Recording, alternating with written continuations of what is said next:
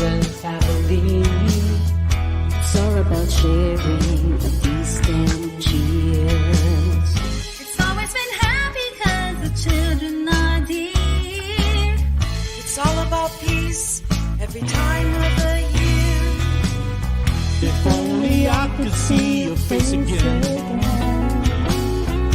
not behind the screen at the other end. If only we could party, kick back your boots, just let me. Wishing Christmas time we'd be together. It's all about the family. It's all about TNC. What? It's all about the family. Don't fret, don't sweat. You know what it is, cause you know and I know we'll be together We're again. going together to be together. It's Christmas time once again, and you know how we'll begin. Spread love and receive blessings from above. If only I could see your face again, not behind the screen at the other end. If only we could party, kick back your boots, just let me. Wishing Christmas time we'd be together again. Wishing Christmas time we'll be together again.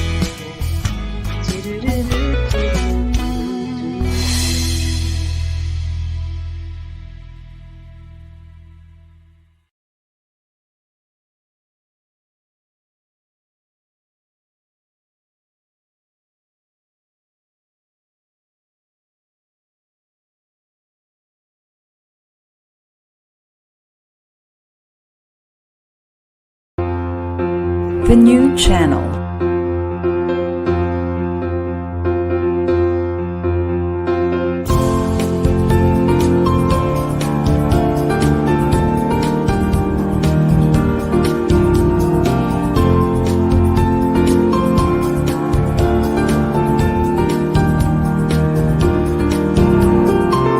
The new channel. Hashtag TNC Now.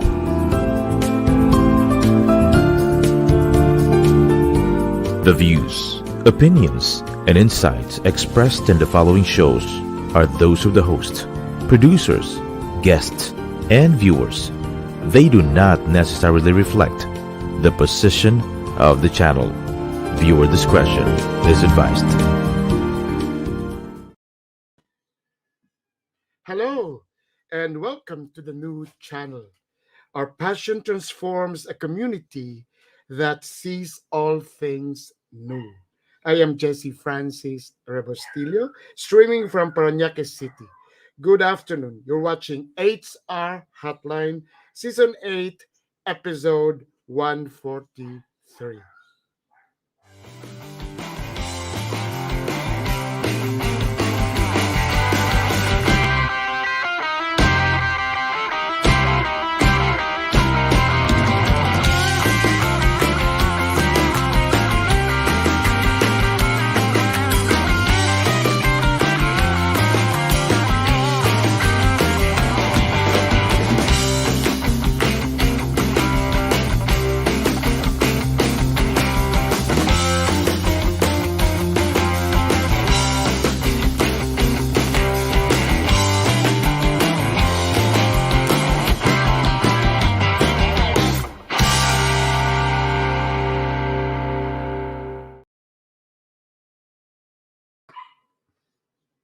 Good afternoon again. It's been a while that I was not on stream. Uh, oh, I think it's a month and a half. It's because, as many of you know, my mom passed away. She was 95 years old, and I have to go home to Bicol, and I don't feel like doing streaming at the time. Then after that, the rest of the season, we don't really go out, but uh, remember, Christmas and New Year was actually on Saturdays, so he have to skip those days. So I miss being online and being on stream doing HR hotline. And of course, I still have 2 episodes to go to complete episode season 8. Now, for today, we are going to discuss the imperatives, H's or imperatives. Now, I am a member of a lot of group chats of HR in PMAP, in PSTD, and in ECO. And there is actually an exchange of what are actually things to do, what to focus, what are the important things to do that we're starting the year. I don't know if it is something that is sad, something that is like a little bit unfortunate that we are starting this year again with Omicron and then the scare of the pandemic. So, what are the things that HR should be doing? Not only that should be doing, there are a lot of things to do, all the functions from acquisition down to the exit. But what are actually the imperatives? When you I want to use that term imperative. It's actually a command. It's something that is you need to do. You don't even have to ask yourself why you have to do it because it is needed. It is needed. And as an HR, as the lead of people management, we must know what are our directions, what are our decisions on this that we are starting the year. Um, of course, I would like to start with we need to look into the safety and then the health of our human resource of our employees. I am a consultant and I was able to suggest to one of the companies that I do consultancy is that what they need to do is do a thorough antigen, a check on their employees. There are around 65 and after the test, 20 of them were positive. So nanganak. Anyway, so what are the things to do aside from that? Because that is actually now part of our life. That is us, occupational safety and health. Okay, the protocols that we need. But what else do we need to do now so that it's not only a role, so that we have the directions. Now, I invited again my friends to join me in the discussion. Um, let me call first my friend Patrick Katriwaran from Dole. Can we have Patrick? And I am inviting him not only because he is the OIC of BWC. Am I right, Patrick? That is the Bureau of Working. No, sir. Yeah. I'm with I'm with Institute for Labor Studies, sir. Yeah, yes. For the research, I already promoted you. And then, but of course, because Patrick is a professor on HR in the UP Manila. So I would like to know the pulse of what are the things to do, and then of course what the Dolly is also doing. On there are a lot of posters that I've seen. I don't know if it's coming from IATF or it's coming from Dole on what are the things to do during this Omicron. I don't know if it came from your end, Patrick. Nakita mo yon? Sunod-sunod. So what are the things? So nandun pa rin yung washing of the hands or the social distancing. Pero what is nice there is that advice that they should really be working from home. Parang galing sa inyo yun. Okay. We also invited here my dear friend, 2018 president of PMAP, Mr. Jerry Plana. Yun. Nandito si aking friend, si Mr. Jerry. Hi, Jerry. Yes, I really need you in this discussion kasi alam ko there should be somebody who should input something that is malalim. Ikaw yun. I don't know if Edie Rene, Executive Director Rene, is back. Is he back? Ay, nandiyan na. Hindi rin eh. Ay, thank you that you are back. The Executive Director of the People Management Association of the Philippines. And would like also to know the pulse and, of course, the advice on what HR really needs to do. Idirine, what is nice. So I had a rest on HR hotline. But during the season, some of friends from HR were texting me that they were actually watching previous shows of HR Hotline. So that means that this is being shared and this is being watched. Do we have direct Joanne? I also invited Joanne so that we can have a lady in the room. Wala pa si Joanne. And then of course si Obet, I don't know if she's watching. I would like to see uh, our friends in the chat room. Nandito na si, of course, good morning, Ma'am Apple. Nandito na si Ma'am Apple Manansala. And I hope if you are already here in the chat, in the room, can you please say hello? Ay, nandito na si Joanne. So we are yeah, marami tayo. So let's start the ball rolling. Ang topic natin very simple. What are the imperatives? What are the things that it's actually a command, things that we need really to do this time that nagkakaumpisa pa lang ng taon eh. Pero ang dami dapat natin gawin. Would like to start. Would like to start. Patrick, would you like to start? You're the youngest. I don't know if si Joanne is the youngest. Sure, Patrick, sir. Yes, okay. thank you Yes, for having me again. Jerry, their comments later. Yes, Patrick. Okay po. Thank you, Sir Jesse, for having me again.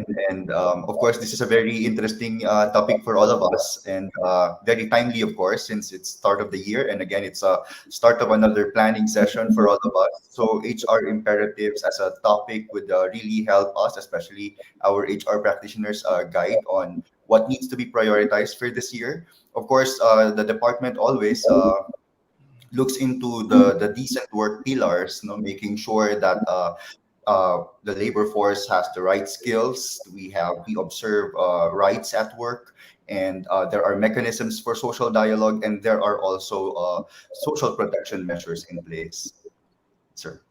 Right, right. So, sa tingin mo yan ang dapat gawin ngayon? Dapat gawin ngayon. How about you, Joanne? What do you think are the imperatives Ang dami, for sir, no? at this time, current imperatives at this time? Happy New Year, Sir Jesse, Sir Happy Jerry, New Year, Happy New Year. Sir Patrick. Happy New Year. So happy to be with you. Um, I think the first thing that we have to embrace now, because I still hear a lot of leaders na let's pause on this because babalik na naman, tapos may Omicron, ay so hold na naman. So I think we now have to embrace the flexible working arrangement that wherever we are, we can work and we will be productive. Kasi merong parang, I speak with a lot of leaders wherein they're pinopause ang projects, interventions, or other things they have to do because the thinking is that eventually babalik na tayo kasi pumaba na yung numbers, we are boosted with vaccines and all that. But I think it will happen. We have to embrace we have to do something so that wherever our employees are, they would be very productive. And we have to put in place now how we can make sure that that happens. So amongst many other things that I have in mind as an imperative for HR right now is the work arrangement. We just have to move away now from an in-office or virtual. I think we now have to really be flexible wherever we are and make sure that our employees would be able to perform. That's top of mind for me, Sir Jesse. Right. Kasi actually now, you're very right. Ang dami pa rin nag-iisip na we can go back. Na hindi na siguro. And then they're still trying to parang hold it na doing yung work from home, work on site. Talagang it is the situation really requires us to be really working from home.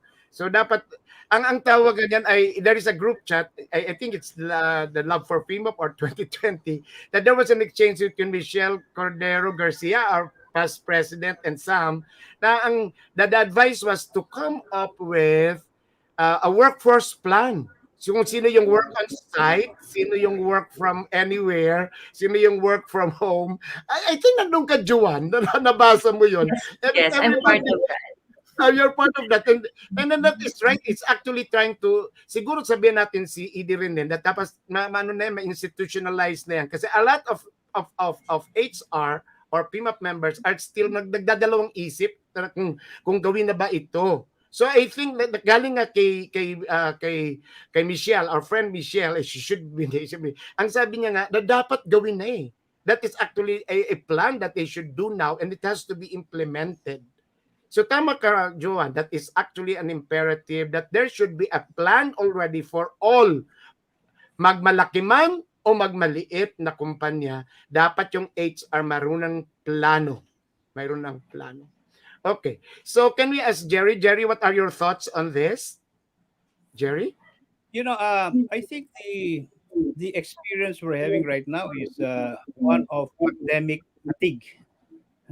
We're already fatigued, after more than 20 months being in this kind of situation. The way I look at I look at the future of work, the way work will change as a result of the pandemic are along two lines. One is a technological line.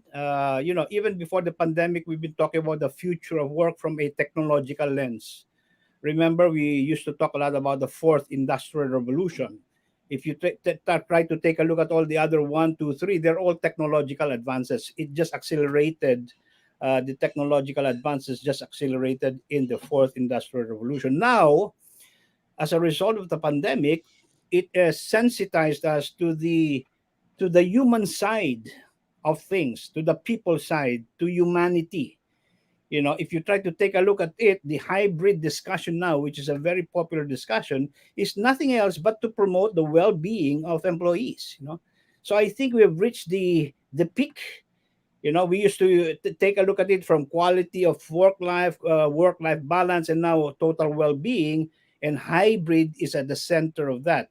But I think with the advent of Omicron, we have not had too much of a chance to really try out the hybrid arrangement, because we have been going back and forth into this situation.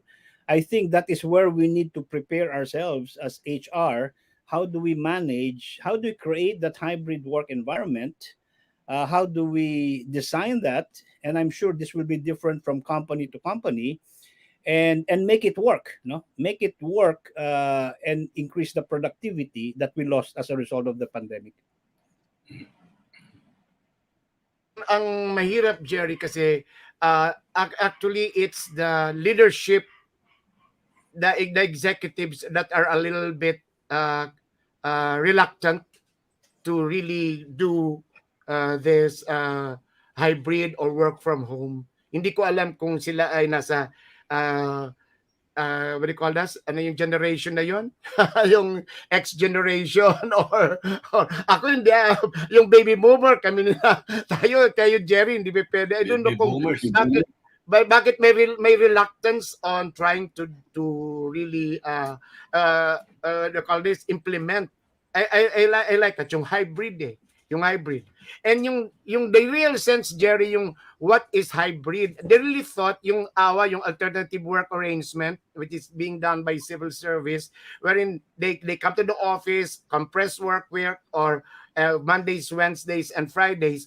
Di ba, Jerry, yung definition ng hybrid is actually, you just go there to meet, you still work at home. Kaya hybrid, hindi naman. That's right. You know what the problem is here? The problem is the mindset of our leaders. Many leaders, they want to go back to where it was pre-pandemic. I don't think there's no going back. Even if you don't apply hybrid, eventually you will lose your talent to organizations who are doing hybrid.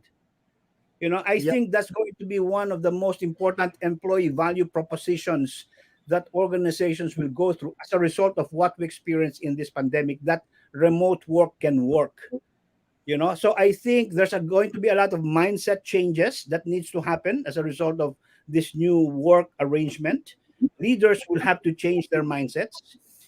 they got so used to defining work as a place rather than an activity that can be done anywhere. We need to revisit work. There's work that can be done alone.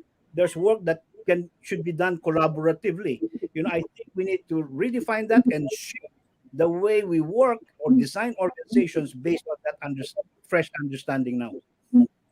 Okay. So thank you, Jerry. Now, Ido Rene, what are your thoughts on this? What can you share on the imperatives of HR now? Ano ang Uh, marites natin sa PIMAP? Thank you. I'd like to push further because when you sent me that invitation, your text invitation to me, ang unang pumasok sa isip ko is, how would the future look like? I'm a very optimistic guy. Lilipas din tong pandemic na to. No? But looking at it from a work situation, hindi na tayo babalik sa dati.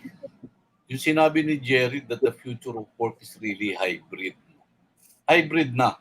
And I define hybrid as those that are hybrid workforce or yung working from remote and in office. Kasi there are functional areas na talagang hindi mo mamamanage working remotely. So magiging hybrid. It's a combination of both. No? And to me, it's not only an imperative na it's going to be a call by the organization or the employer, but likewise by the employee. Because right now, I've been hearing a lot of recruitment or headhunters na nagre-reklamo. Even ang mga tao ngayon, ang mga people seeking work, one of the biggest questions that they ask headhunters are, allowed ba ang work from home? Allowed ba ang working remotely? So with that, nagbago na rin yung talent profile natin. Hindi na yan na mapapwersa mo silang pumasok na opisina. They have the choice. No? So having said that, having a workplace that is going to be hybrid, to my mind, ang focus talaga ng HR is concentration on HR technology. Okay? What do I mean by that? What are the new HR technologies that each organization must adopt so that they'll be able to effectively work in a hybrid mode?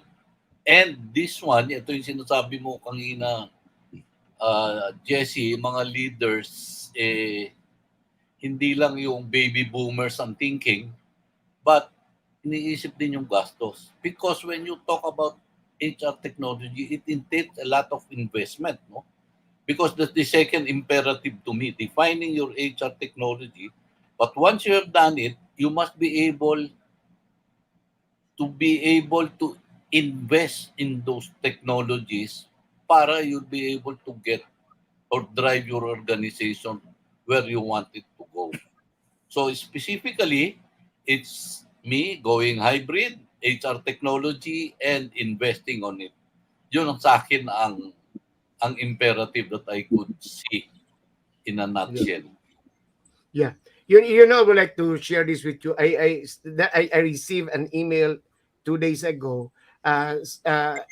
An employee of one big company, it's a manufacturing firm, was handling training.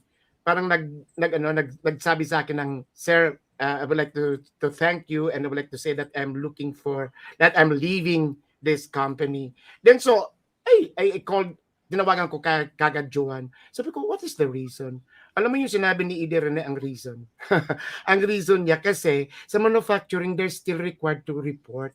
Sabi niya, there is an opportunity na mayroon akong alam na hindi na ako pwede, training pa rin ako, pero hindi ako mag-report. Yun yung reason. Just imagine, you're very right. I just, mamaya, tatanong mo sa akin kung anong kumpanya na yun. PIMAP, ano yun? Now, hindi ko pa nga natawagan rin yung manager eh. Sabi ko, the very reason why your staff left is because you are still asking them to report. Training, hindi naman pwede ang training mag-report pa eh. Yeah. Remember, Jesse, I came from the manufacturing industry. Marami rin akong kausap ngayon sa manufacturing. And that's what I've been telling them. Kaya sila kaya sila in person nagre-report yung manufacturing process. But there are so many ancillary functions that could be done remotely. I could even do it in the beach. No? Alam mo, Yeah. production control, inventory control, I can all do that. I don't have to report for work. That's what I'm saying. HR must be able to distinguish, nag-iba na yung profile ng empleyado. Hindi katulad nung bagong graduate ako nung panahon ni Jose Rizal, iniisip ko papasok sa opisina, pero ngayon hindi na eh. Hindi, wala nang gusto pumasok ng opisina. I'll work, but I'll be in the beach. Yan lang ang the best. I think what we need to understand is the pandemic has been a great game changer. Talagang it really changed a lot of the rules of the game. Yung sinasabi nating hybrid, can you imagine, you know, a company cannot afford to say, I will not go hybrid. I want everybody to return to the office. I think that kind of a company will lose eventually. We lose the talent that they have.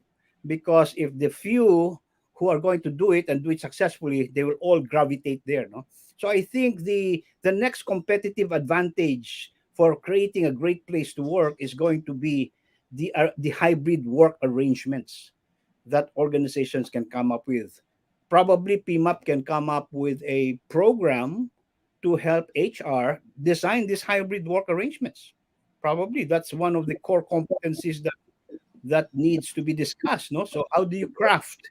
What if somebody says, if 20% of your employees says we want to go remote working 100%, and then another 30% says I want hybrid. I only want to go to the office 2 days a week and 3 days at home, and so on and so forth. How do you reconfigure that workplace?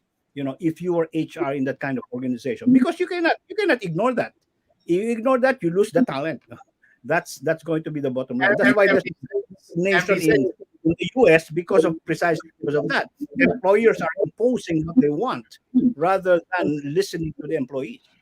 And besides, Jerry, papasok yung mga favoritism. Why is it ito? Kasi yung tanong na, whom shall we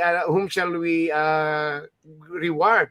Those working from home or those working on site?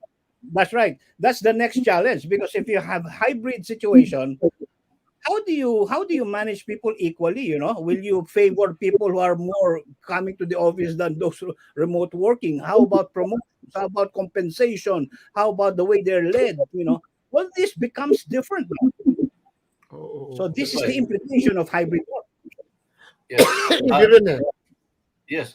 To my mind, yung sa akin, I put muna sa box stove yung compensation, because from my personal point of view, I look at it from, nagbago na rin yung compensation structure natin eh. I look at it from the point of view of what you accomplish. Hindi na yung based on job description, based on job competency. Hindi na eh. Output na ang pinag-uusapan ngayon. Kaya matapos ko yan ng isang araw o 2 buwan, output bayaran mo ko. Now, ang aking challenge is really, as I was saying, ang challenge ng HR is HR technology will take the center stage. Like, let's paint a scenario. Si Joanne is working from home, managing so many activities in the home. Pero, ang tanong ko, si Joanne ba is equipped with the proper digital technology to address all of these situations she's facing? When I say situations she's facing, hindi lang yung official work. Like, even yung kanyang, let's say, consumer needs, whatever, household needs, meron din digital technology yan. Is he equipped with that? Yung kanyang healthcare needs, is he equipped with that? Yun yung sinasabi kong HR technology really takes a center stage, because itong technology nyo, and I've surfed the web, marami akong nakita. Meron din dyan na pati yung mental or health conditions mo, you can give a feedback to your employer directly using this kind of technology. So talaga nag-iba na, Jerry. Hindi na. Yeah, by the way, si Malu Bustos is watching us, and Wala Gonzalo nang physical exam eh. and Riza. Can some of us look into the chat, kasi mayroong tanong dito from somebody from PESA. the question regarding po sa PESA directive, advising po yung mga BPO member po ng PESA to at least have an employee to man the office and gradually increasing the number of employee to do on-site working po. Yun na nga, yun ang pinag-uusapan natin dito sa day. Depende dito sa sa ano ng HR at ng management. Anong masasabi mo dito, Patrick, dito sa question? Well, actually, sir, I think it really boils down to management's prerogative. It's really the call of management to determine whether there is a need for an individual to be on site, no, or if people will be able to do or deliver even off site. Kaya po, while listening to all these exchanges, I realized that it really is very much related to what we have discussed in our previous session. These are all aspects or components of what we previously discussed, employee experience. No, and I think for me, well, the HR imperative now is really looking into employee experience and bringing in a management perspective to that, determining what data or information should be gathered that will be useful for management to determine kung ano po yung technological aspects na kailangan baguhin, cultural and even physical spaces that needs to be analyzed, no, for people to be able to deliver. Okay. Jesse, if I may just Yes. jump in and add, no, kasi nabanggit ni Rene yung yung implications sa that's one side. The other thing that we have not discussed too much, the hybrid work arrangement will require radical changes in many things, and one of them is the way we are organized as an organization. I don't think hierarchies are compatible with hybrid working.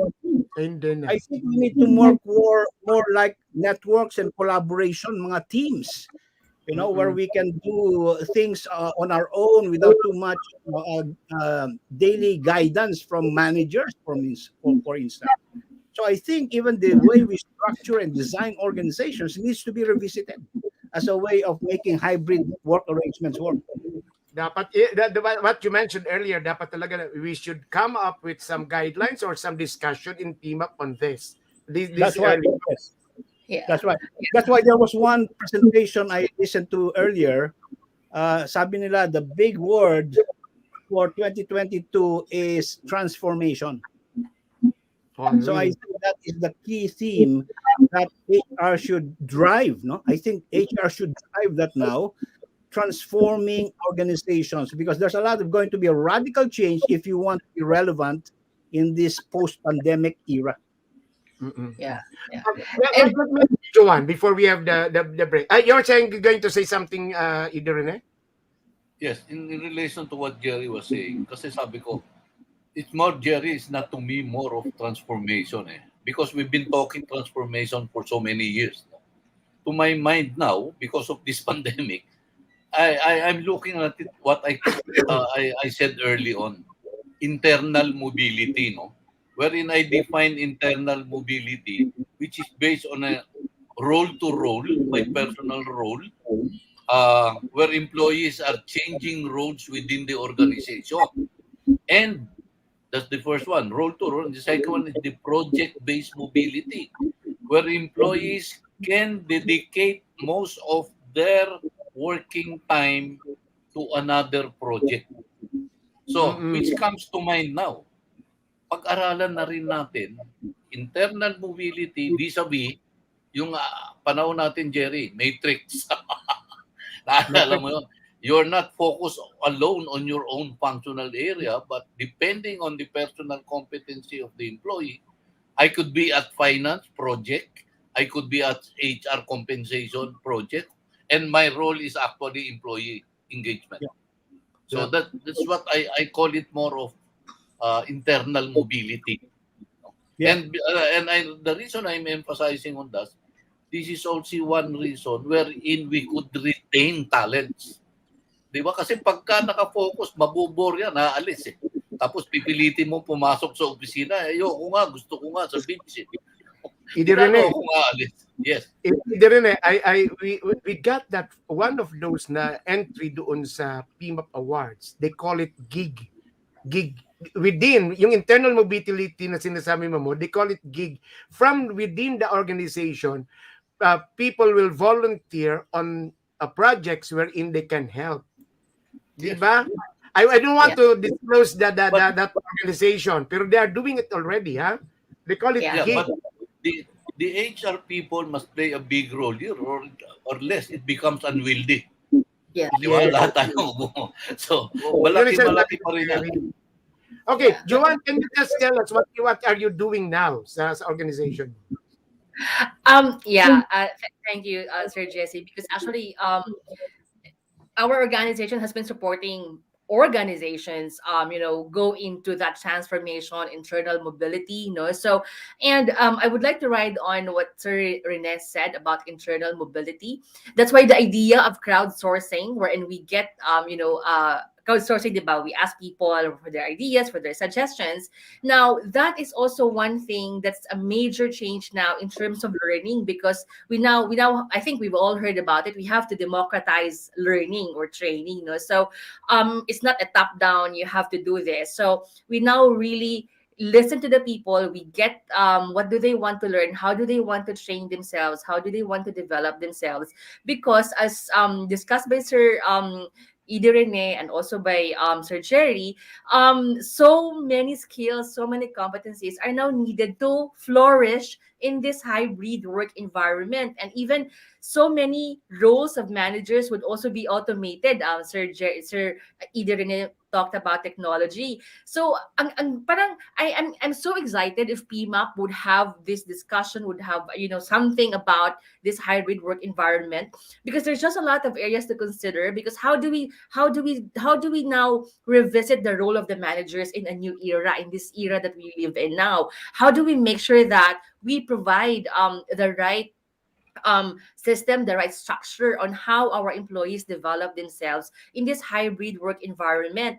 And I like the idea of that gig within the company, because that's how many companies are doing now, and we've been supporting many companies do that. So parang it's really making sure that they would be agile, they would be able to develop so many other skills and competencies so that they can thrive in the future. However, I also agree that there are just so many leaders who are afraid to go for that and to invest and to really embrace that right now, because the mindset is still we will go back to how we used to be, which is really, if we have that mindset, maiiwanan na tayo.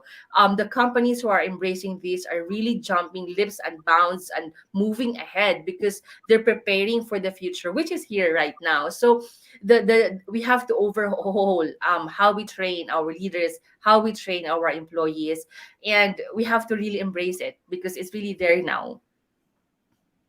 Uh, Can I have a may, break? may, may, Huh? may, Yeah, may yes. I, Before the break, yes, it's Ida Rene. yeah, yung sinabi kasi ni Joanne, because I had the opportunity last November to join an online forum of uh, how do I call this, electronics engineer in the US. In their industry, they're saying, kukonti na sa kanila ang full-time. Part-time na lang. Karamihan project-based. Ito na lang kung it is the talent holder who dictate the terms of his or her employment. Gusto ko part-time, gusto ko trabaho 2 oras, 4 na oras, 10 hours a day, project-based or continued or regular or what. That's why sa kanila, kumukonti na raw ang naka-full-time sa isang organization. Karamihan outsource. So I just like to support yung sinabi ni Joanne. Yeah. Which is actually either related to sinabi ni Sir Jerry earlier about collaborative environment, different work arrangements. It's a challenge now on the leadership skills. So how do I, if I am the leader, if I am the manager of a team na meron akong ganyang iba-iba ang setup ng arrangements, it would require a different leadership skills from me, no? So talagang kailangan i-develop din 'yon ng management ngayon. That's right. And it leads total nandyan si Sir Patrick. It leads in maybe revisiting our labor code. No? Kasi Yes. iba na talaga eh. Paano impact niyan sa minimum wage? Yes. Ito na example lang yan. Di ba? Tsaka yung working conditions. Well, that's another story sa IR yan. Mm-mm. But, Dapat si Patrick, just one maraming simple- ngayon, statistics na kukunin para meron tayong basis. just one simple example, no, in terms of mindset change. Leaders should abandon being a micromanager now. Under a hybrid, Yeah. that's one thing that's hard to let go, di ba? Sanay sila eh. Meron sila tinatawag silang proximity bias. They want people to be close, close guarding. May ganun Pag hindi nila nakikita ang tao, pinududahan nila, I think that's one of those mindsets that needs to go. That's why we need to have a different system for managing productivity and things like that. Balik tayo doon sa Rene, yung sinasabi natin dati, MBO. Yun naman ang meron sa MBO, di ba? Manage by objectives. No, Do Jerry. not manage by objectives, di ba? Ako, ang role ng manager or leader ngayon is doon sa strategic planning. What do we intend collaboratively to achieve for a certain period? Okay? Nung team natin. But how they do it, pabayaan ko na sila. Pag-usapan na lang natin resulta. Kaya How nga, he intends to do it, di ba? kung may mga remote workers tayo, we need to probably organize them as self-directed teams, self-managing teams. Wala nang papel masyado yung boss in terms of the directions of the day-to-day work. Iba na ang role ng boss ngayon. Di ba? Kaya pag iba na ang role ng boss ngayon, pati compensation mag-iiba. Definitely. So everything changes really, no? Alam mo, siguro that's another reason bakit ayaw mag-change ng mga leaders. Natatakot sila. They are afraid on their own security of tenure. Ang thinking nila is more of, parang nare-redundant ako. But if you think deeply, no. You yourself, you are adjusting to the calls of the times. Yeah, to the you just need conditions to adjust to of new roles. You have to assume the roles, yeah. So mindset yan, Jerry, kailangan paltan natin. Hindi right. kayo natitreaten.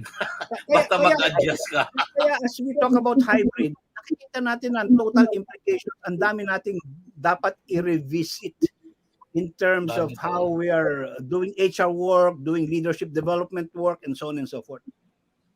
Okay. Yeah. With that, mag-miss na tayo nung break natin. Diretso na lang natin, magbe-break na lang after. So, what do you think are, going back to the topic, imperative, so what are the things, what are the first 3 or 5 things to do now, ngayon na ngayon?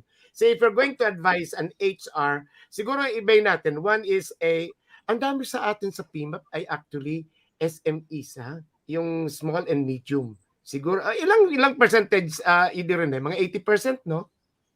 Ang alin? 80, SMEs? Oo, sa PIMA. Yes. So ibay natin for small and medium, tapos doon naman talaga sa mga as big as Ayala. So what are the things that you need to do sa for an HR? Ano ang ating konting suggestion or advice on what they need to do now? This is the first week of the year. So medyo yun na nakikita ko nga sa group chat natin, Joanne, everybody's asking us what do they need to do now? Nangangarag yung HR na ang dami niyang plano, tapos biglang nag-lockdown, hindi nakapasok. So what are the things to do? We start with Patrick. Patrick, what are your thoughts on this? What are the things to do? What are the I think, sir, yeah, hearing also from our HR leaders here in the discussion, we see great insights in making use of collecting data. I think it's really important since it's the start of the year. We need to identify what information we need that will help us determine appropriate or responsive actions for our people and even both the leaders, and our employees.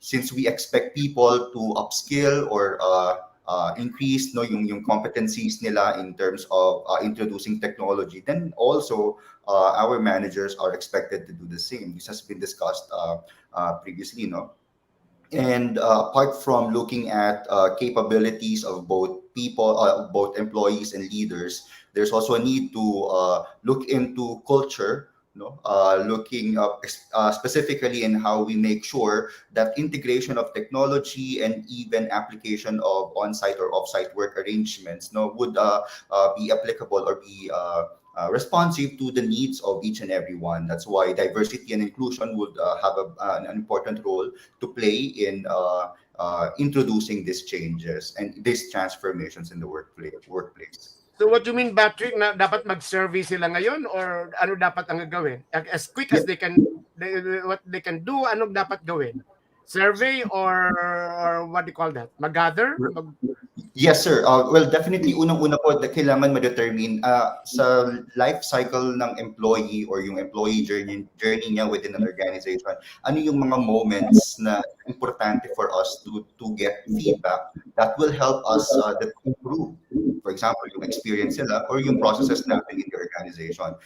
These information will help us, of course, understand ano yung mga challenges na na-encounter nila. For example, in the onboarding stage or in the training sessions or in employee reviews or feedbacking sessions, even yung exit surveys, lahat po ito ng mga stages na ito are importante for us. And so HR should make sure that there is a mechanism for us to look into this information in each and every moments in the life of an employee. Di ba dapat, Patrick, nagawa na niya yan last year? Kasi more than 2 years na kaya itong ano.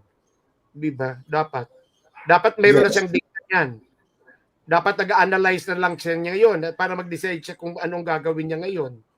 Pero kung hindi, dapat mag-collect siya ngayon as fast as he can do it.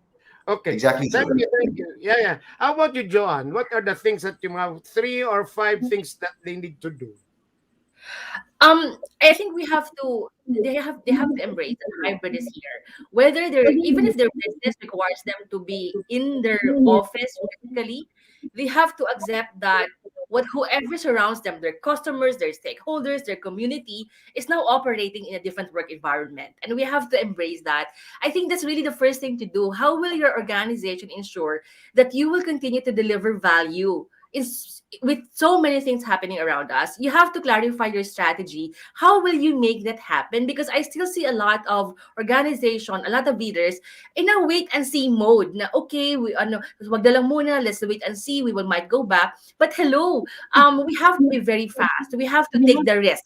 We have to be agile, and we really have to move forward now. It can't be a wait and see mode anymore. So from there, as soon as you clarify your strategy, you have to take the risk to make it happen. No, so if we have to develop new leadership capabilities, we have to rethink how our employees develop skills.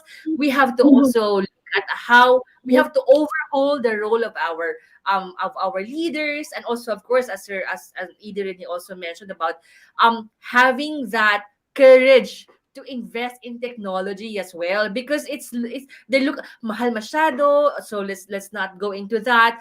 Otherwise, because we are waiting and seeing lang muna how others are doing it, we're wasting time, no? So and then sabi mo nga, Sir Jesse, 2 years na. And you're right, latter part of last year, I was seeing organizations na parang bumalik sa 8 to 5 by the hour ang reporting ng employee. I'm like, ano nangyari? Para sabi ko, so I'm like, nashock ako kasi I was pero bakit kung kailan magto 2 years na tayo sa ganito, bumalik naman doon sa by the hour ang reporting. And so therefore, I mean, just really not acceptable anymore given where we are right now. So we really have to clarify, how are we going to deliver value, or how are we going to outsmart our competition, and how are we going to make it happen in this new work environment? That's really the first thing, and then the rest, let's make it happen. That's for me, Sir Jesse. Wow. Thank you. How about you, Jerry? Anong masasabi mo? just one thing. If I were the HR of a company now, I would focus on the leadership team. I would probably meet with them regularly, have regular conversations with them, ask them questions like, how are you profiling your own employees? What are they going through? There was a term invented recently about the feeling that most employees are feeling now, especially 2021. The word is languishing. People are languishing. They're not really depressed. They're not really burned out. They still have some energy, but they're aimless and they're lifeless. So yung feeling na ganon, parang you're neither here nor there. So if that is the profile of your employees, how do you get them out of that? What kinds of conversations do you need to have? Siguro ganon, yung talagang week by week, I will probably meet with the leadership team so that I can monitor how they're having those conversations with their team. Because if we don't do that and they mismanage, the people, then you'll have more turnover, and that will be disastrous for the business. I think key here is the leadership team. They need to change and change fast. And they need to support each other. That's why I would meet with them as a group. Narinig natin yan lahat, ha? Sabi ni Past President Jerry, meet your leadership team. So, it's a Saturday, Monday, mag-meet na kagad kayo ng leadership team. Kasi or else you will not get their how they manage, how they converse. Di ba, Jerry, how they converse, how they do. Alam mo, as quickly siguro dapat yung mga change of minds, change of competencies, change on how the style of managing people, dapat yan ang unang gagawin. That's the first thing to do this year. Rene, what are the things that you have in your thoughts for this? Yeah, I'm supporting what the three said, especially yung sinabi ni Jerry on focus on the leaders. But I'm picturing myself, kakasarap ko na yung mga leaders, ano sasabihin ko? Okay? Uulit, to the point na makulit ako, HR technology investment, importante sa akin yan. Sinabi nga ni Joan, if you are afraid to invest, then you're a dead duck. Dead duck ka na sa business, sa industry. You really have to invest. And take a look, when you buy HR technology, you also must focus on the need of your employees. Anong common need ng employees versus the employer? The employer would like the talent retained. The employees naman would like themselves to grow. And therefore, isang focus dito is L&D, learning and development, so that there is progression in their careers. Di ba? Kahit na online yan, dapat meron kang technology investment for learning and development. No? And sabi ko nga, when I was thinking about it, meron nga ba talagang available? Jerry, we went to a lot of international convention before the pandemic. No? Ngayon, even na mag-surf tayo, ang dami. Ako, I'd like to specifically mention an HR technology that is called internal talent workforce. I-surf nyo. Ito talaga talks about the L&D of an organization, HR technology. And it will really help the HR practitioner. Kasi ang focus niya to retain employees through career development. Kahit na nandun sa beach si Rene Henner. Kahit nasa beach ako, nag-grow ang aking career. By the way, Rina Rivero, she's recently elected as a board trustee of PSTD, is watching. And then there is a question from Virgie Mendoza. I suggest we review the performance of the staff during the 2 years of work from home versus the traditional 8 to 5 of the reporting for work in the office. Oo nga naman. Na naman. Dapat i-review siguro. So there, siguro coming from ILS as a government and coming from each of the organization, we need to review what is actually a comparative study on how productivity and performance siguro. Sinasabi na ito ni Jerry noon pa eh. Dapat tingnan na yan eh. Tingnan na dapat yung performance na. And then, ang mahirap nito, using the traditional or the work from home techniques or measures doon sa yung traditional, doon sa work from home.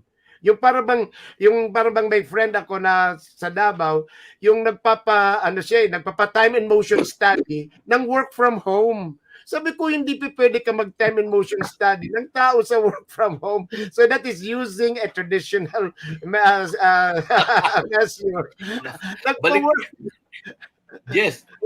Balik tayo 2 years back. Ano sinabi natin? Working from home has the biggest element of trust. Yes. You trust your employees that they are professionals, right? And on the side of the employees naman, you assert the behavior that you are trustworthy so that pagkatiwalaan ka ng employer. Oh, yun. Dapat Wala yung na sinabi na yung culture. wala Kaya na just yung imagine time and motion Kung- study. hindi, command and control yun eh.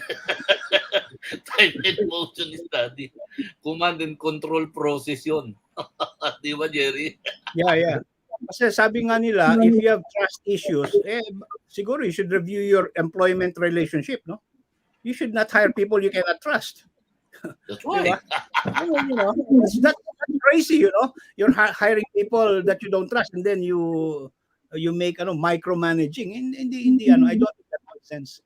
You hire people you can trust, and they should be able to work anywhere. Or may sinasabi si Ma'am Virgie, trust is important but output productivity is necessary. Yun. Yeah. You manage the output. Yeah, you talk about the outputs. Kaya nga management by objectives, di ba? Matagal na natin sinasabi yun. Yes. Before that, may sinasabi si Ma'am Virgie, to find out the employees are productive, even without the actual supervision of the supervisors and working face-to-face with the team. Yun yung sinasabi niya, that there is a need for us to look into that. Siguro, siguro from a regulator perspective, nandito si Patrick yung na yun I think that is something that should be discussed in the future, yung how do you shift from hourly mentality to output mentality kung remote working na ang pinag-uusapan natin. Yun ang mahirap because it's a change of mindset. It's from activity to yung MBO basic concept. Are you managing the activity or are you managing the outputs, the outcomes? Kahit na sa education, di ba? Outcomes-based education na lahat. It's all leading there. After all, you have activities to produce the outcomes, isn't it?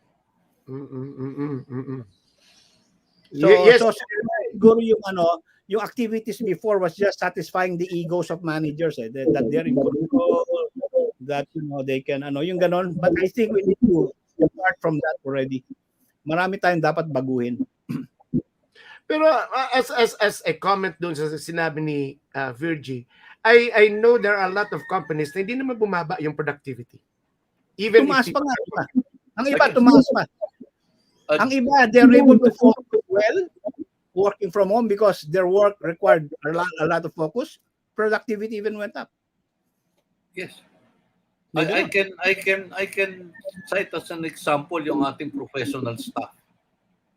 Okay? Ang aming collaborative effort lang is the planning strategically what do we intend to do, accomplish this year. Once we have agreed, you're on your own. Tanungan lang namin is, ring a bell lang kung nahihirapan ka. That's right. Hindi mo alam kung anong gagawin. Ring a bell, raise a flag. Okay? But makikita na lang tayo sa end. Let me show your output. Then, yung sinasabi ni Virgie, I can also measure the productivity. Because given the time element, na hindi ko na sila control Wala na yung 85, pumasok ka ba ng 9 to 6 or anything? Di ba? Professionally, binigyan ko lang ng work etiquette. Pagka hating gabi, hindi ko sila habulin or what, hindi ko tatanungin. Kundi hindi ako maghahanap kung hindi pa deadline. Kung magsasubmit sila early on, then that's it, that's better. Then I can measure the productivity mentally na itong staff na to is a lot better now compared to nasa 9 to 6 basis kami, face to face. Makikita mo yun Makikita mo yun. If you're an experienced leader, makikita mo yun. At the same time, I've also noticed that pag hindi mo sila nire-rentahan, nawawala rin, nami-minimize yung kanilang mental stress. Because they can do things personally and I don't mind it. Basta ang tanong ko lang, basta yung output ninyo nandi-deliver nang walang illegal na ginagawa. Dahil nandiyan si Patrick. Jesse, yes. Given this discussion, even the way we design offices will have to change. Siguro kung merong for collaboration, siguro the office design should be for collaboration. Siguro yung mga private offices, We should Wala. rethink that. Do we need that? We go to the office to work alone. Siguro we go to the office to collaborate. Collaborate. Siguro we encourage that kind of no. And when we are working alone at home, we work alone. Take myself as an example. I go to the office before, and one of the things I do based on my job is to make a report. Kasi we're an assessing company, isn't it? Report. Hirap na hirap akong gumawa ng report pag nasa office ako kasi ang daming distractions. May tanong dyan, gano'n, nasisira yung train of thought ko. That's why I do my reports at home. So that's one clear example of working from home. I can do best because I can focus on that particular activity. So siguro when I'm doing reports, nasa bahay ako. When I'm doing planning, for instance, then I'm probably in the office together with the rest, doing collaborative work. Dapat ganun na ang mentality natin. So it will change the way we design our office. Okay. Time really runs so fast, and then it was a very engaging discussion. But Norilyn Fogata is here. But let us end our conversation with Virgis Mendoza. Thank you, Ma'am Virgie, for this. And then I will ask the five of you, and then also your parting message. May tanong dito si Ma'am Virgie. What can we spot on it? What are the highly motivational programs that should be implemented to maintain the desired outputs of the employees while working from home? And I think that's how we are going to end our discussion. And then, of course, can we have the five of us plus Obet? Can we have a similar discussion on Saturday? Kasi hindi pa tayo tapos. Hindi pa tayo nagpunta doon sa malalim, di ba? Hindi pa tayo nagpunta sa kalalim-laliman. Yung kikwento nga ni Idi Rene, hindi natin natanong yung kwento earlier So, we meet again on Saturday, the five of us. And then let's guess. And then I'm very sure a lot of people are watching us on what they really have to do. Okay, so let us answer this. What are the highly motivational programs that should be implemented to maintain the desired outputs of employees? Siguro para mabigyan natin ng idea yung mga HR. Can we start with Patrick? Patrick? Para bang ikaw nagtuturo sa amin. Sige na, Patrick. Thank you, Sir Jesse. But I think yung unang-una pong we need to consider, of course, when trying to get people to be motivated in the workplace is the why for them. Why are they in the organization? Why are they doing the job that they are doing? I think that's what HR should look into and examine and analyze in a collective manner once we've gathered enough data. Ano yung trends ng reason ng mga employees why they have joined the organization, ano yung individual commitments nila that we can align actually with business targets and business commitments. So once we have identified their whys, it will help us identify ano yung mga interventions necessary for them to be able to achieve their own individual commitments alongside achieving also business targets for the organization. Yun po. Gustong sabihin ni Patrick, bago tayo mag-come up with any of the programs or any of the activities, tingnan muna natin yung why, the reason why. So it should come from them. It should not be ang nakukuha, correct me if I'm wrong, Patrick, hindi galing sa iyo yung idea, dapat galing sa kanila. Tama Yes, ba ako? It should be taken from them. So if you have to come up, say, yung mga meet and greet, magpadala ka ng, say, biogesic, kasi wala na yung biogesic ngayon, tatanang mo muna yung why. Wag muna ikaw magkusa. So, that is what I got from Patrick. Now, for everybody, that includes me, magtanong muna tayo ng why, and then the reason why do you have to motivate them before we come up with plus. Tama ka, Patrick, kasi ang dami natin may oras sa iniisip. It's really expensive. It's not appreciated kasi hindi natanong natin yung why. Okay? How about you, Joanne? Similar to democratizing learning and development, I have also seen several organizations now where they are also democratizing now rewards, no? So it's not hindi na siya yung one size fit all reward system or reward program, and I mean, we don't have time anymore, but so I will not go into the details of how they're doing it. But basically, it really helps people determine what would motivate me, no? So hindi na rin lang siya yung kung ano yung gusto ng management or ng manager ko. It really also now listens to me, similar to Sir Patrick has what also said, and that really helped the motivation as well. So I think it really is now us listening to the employees, what would motivate them, what would really make them stay in the organization, what would engage them in the organization. So you really have to listen to the employees now. What is it that they want? What is it that they need? Right, So right. yes. So what I gather from you, it has to be personal, personalized ang democratize and personalize ang pagbigay. Oo nga naman eh. Yung di ba yung nagbibigay noon ng one sack of rice, karamihan noon hindi naman kailangan yung one sack of rice. Eh, pag-isipan yon. Kasi that's actually the traditional way na pagbigay. Siguro ang iba, di ba, coffee na siguro or ano. no, no, no. Pero tama si Joan. How Yeah. about you, You know, Sir Jerry? Jesse, I'm sorry to interject.